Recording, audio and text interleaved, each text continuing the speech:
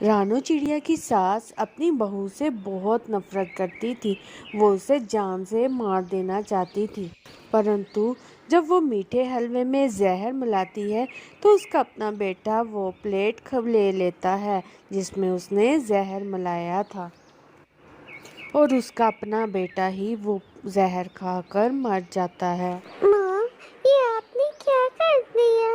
माँ, आप मुझसे कहती मैं ये घर छोड़कर कहीं दूर चली जाती।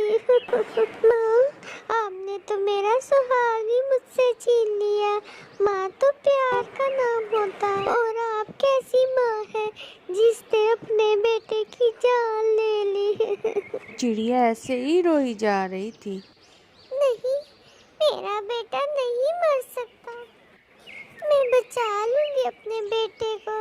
मैं भी डॉक्टरनी को लेकर आती हूँ। ऐसा कहते हुए रानू की सास डॉक्टर को बुलाने चली जाती है। अब कोई फायदा नहीं माँ, अब कोई फायदा नहीं। मेरे पति जी को मार दिया आपने। ए खुदाया, मैं मर जाती। मैं ही वो जहर वाला हलवा खा लेती। मैंने क्यों अपने पति को वो जहर वाला हलवा खाने दिया? सीता चिड़िया, जो रानू चिड़िया की सास थी, बहुत तेजी से परवान कर रही थी कि अचानक से एक दरख्त से टकरा जाती है और वो जख्मी होकर नीचे गिर जाती है। पास से गुजरता हुआ कबूतर उसे गिरा देख वहां आता है। अरे, ये तो भक्तों की माँ है।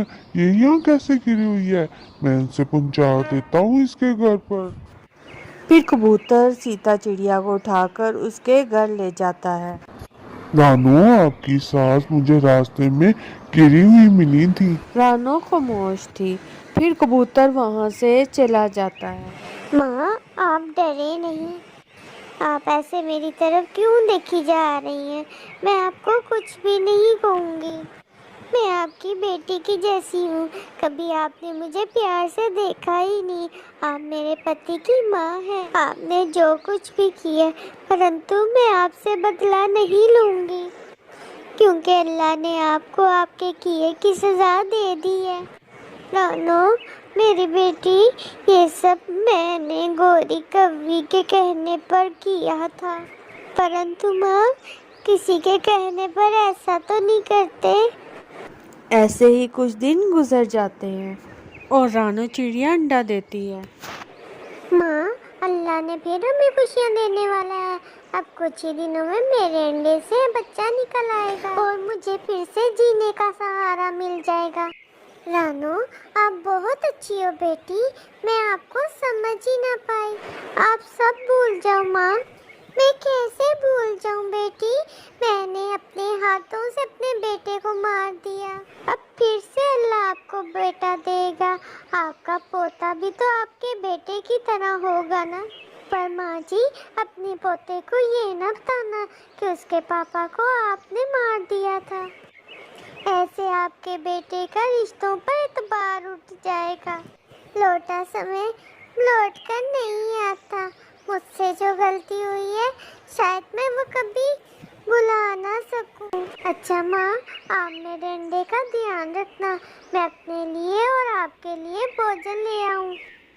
फिर रानू अपनी सास के लिए भोजन लेने चली जाती है। मुझे सब पता है रानो, तुम्हारा पति कैसे मरा। तुम्हारी सास ने जहर देकर मारा है तुम्हारे पति को, और वो जहर लाकर भी तो तुमने ही दिया था मुझे मारने के लिए। तुम्हारी सास तुमसे बहुत नफरत करती थी, इसलिए तो उसने तुम्हें जहर देने की कोशिश की। एक तुम हो, अभी भी उसके लिए भोजन लेकर जाती हो। मरने दो उस बुढ़िया को भूख से।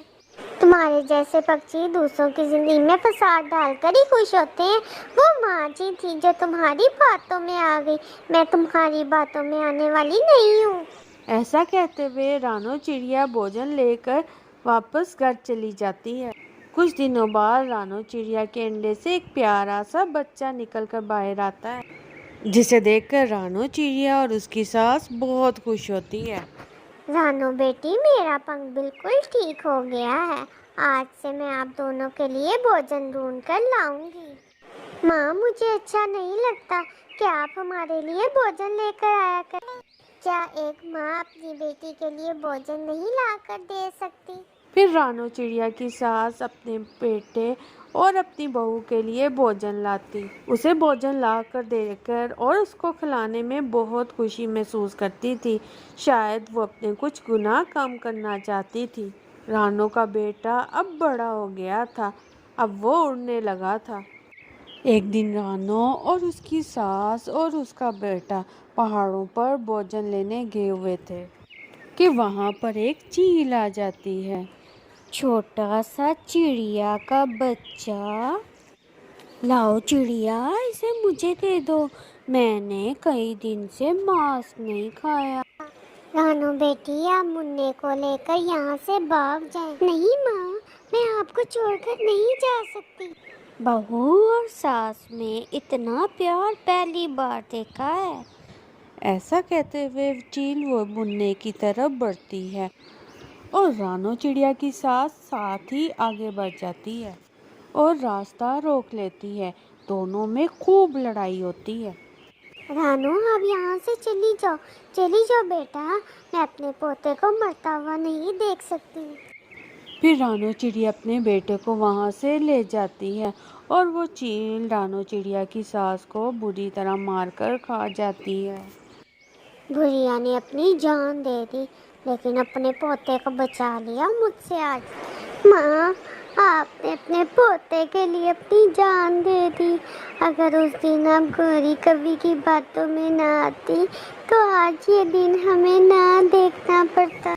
फिर रानो चिड़िया अपने बेटे को अपने ऊपर लटा कर सो जाती है। रानो मेरी बेटी, अब मरते हुए वक्त मुझे कुछ सुकून था। मैं अपने बेटे को तो ना बचा सकी, लेकिन मैंने अपने पोते को बचा लिया। और जो जुल्म मैंने अपने हाथों से किया था, उसका बोझ आज मुझे हल्का महसूस हो रहा है। प्यारे दोस्तों, अपने रिश्तों से प्यार करो। कभी भी किसी की बातों में आकर अपने रिश्तों को खराब मत करो। दोस्तों, आपको ये कहानी कैसी लगी है कमेंट में ज़रूर बताइएगा। मज़ीद ऐसी कहानी देखने के लिए चैनल को सब्सक्राइब कर दें।